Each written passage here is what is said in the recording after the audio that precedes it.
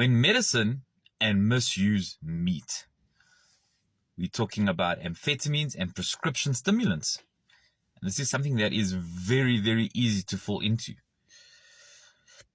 So what are amphetamines? Well, amphetamines are a group of central nervous system stimulant drugs.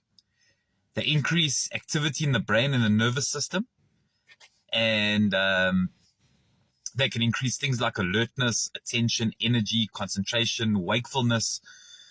And some amphetamine type medications are legitimately prescribed for conditions such as ADHD and narcolepsy.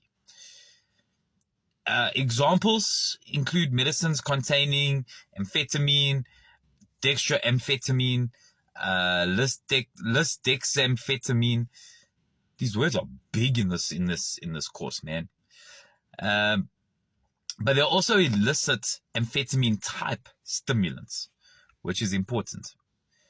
So our first important lesson is a drug can have legitimate medical uses and still be capable of misuse and dependence.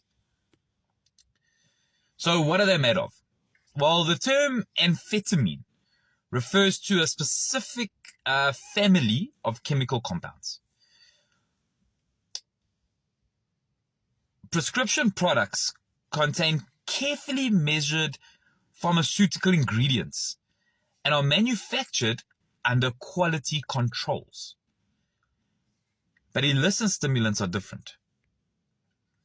Their strength and their purity and ingredients most of the time are unknown. And that's the important distinction for recovery. You see, pharmaceutical medicine is not the same as street stimulants.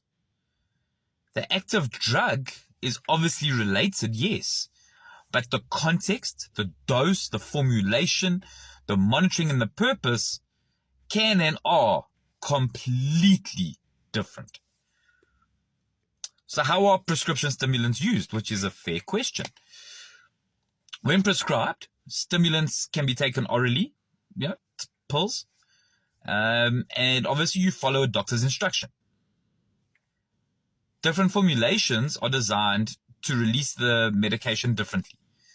So some are immediate release or extended release, long acting, and that controlled delivery can help treat systems while reducing some of the rapid reinforcement associated with taking a stimulant in a different way.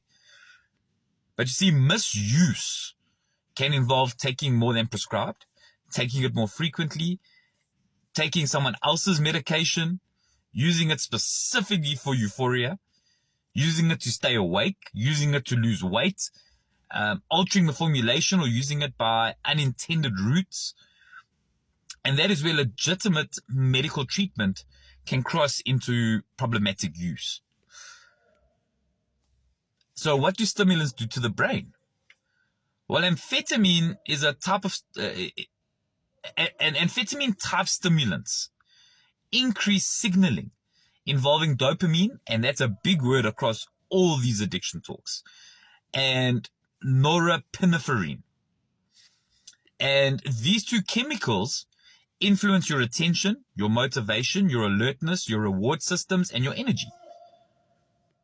That is why appropriately prescribed stimulants can help someone with ADHD. But higher or misused doses can produce euphoria, excessive stimulation, restlessness, anxiety, insomnia, increased heart rate, increased blood pressure. You see, the same drug can therefore have very different effects depending on the dose, the formulation, and the person taking it. So then you ask me, well, why can they become addictive? You see, this is where that word again, dopamine, becomes important. The brain, as we've said before, learns through reinforcement. If a person repeatedly experiences a stimulant, energy, confidence, and reward, the brain can begin slowly and strongly associating that drug with those outcomes. And in some cases, not even slowly, like we said with crack cocaine. It's so quick. So someone can easily start thinking, I can't study without it.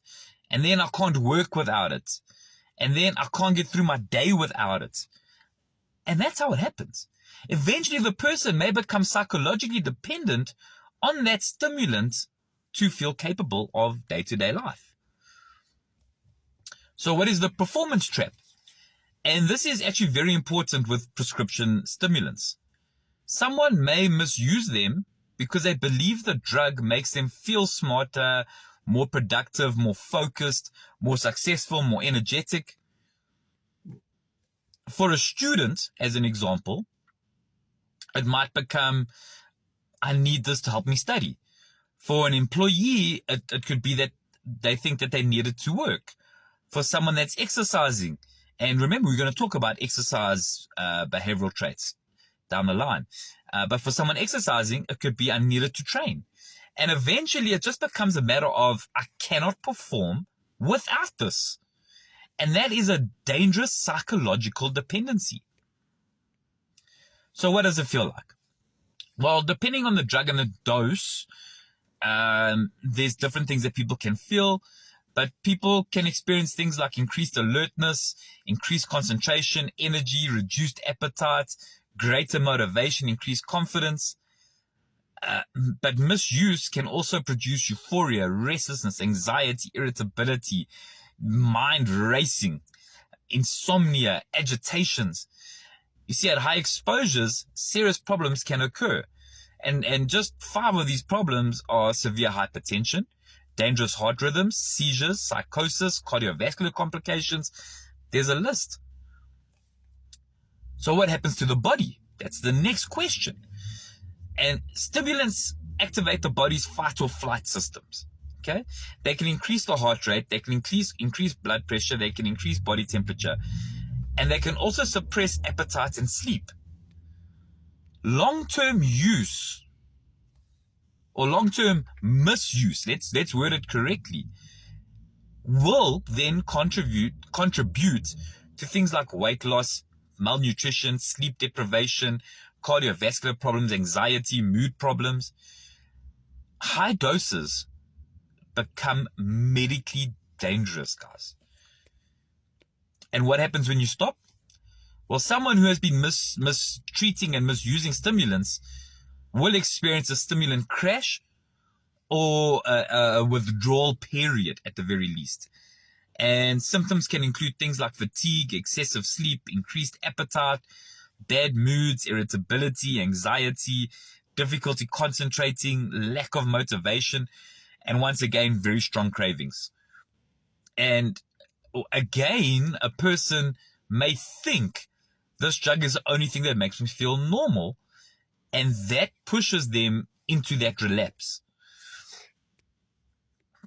So prescription medication does not mean it's not addictive. And this is one of the most important messages of this talk today. Prescription drugs can be extremely valuable when they're used correctly.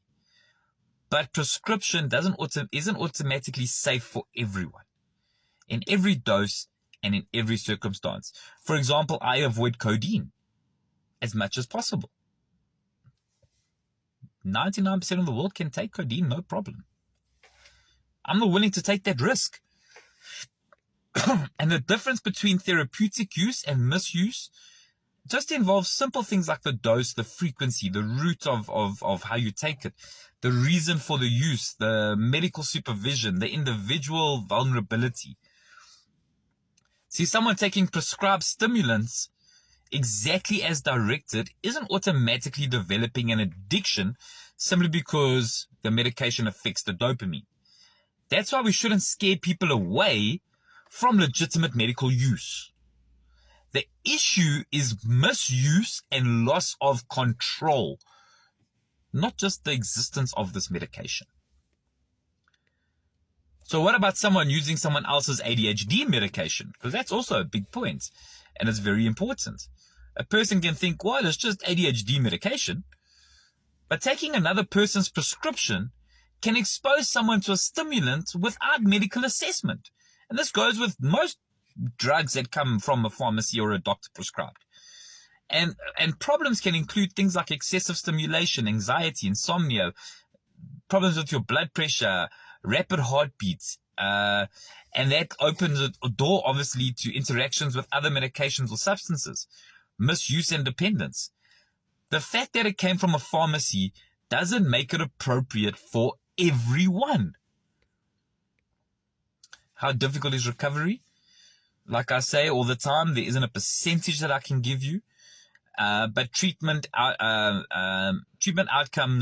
are very different for everybody.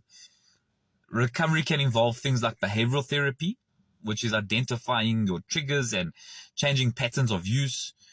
Cognitive behavioral therapy, which is learning to challenge thoughts, such as I can't live without this.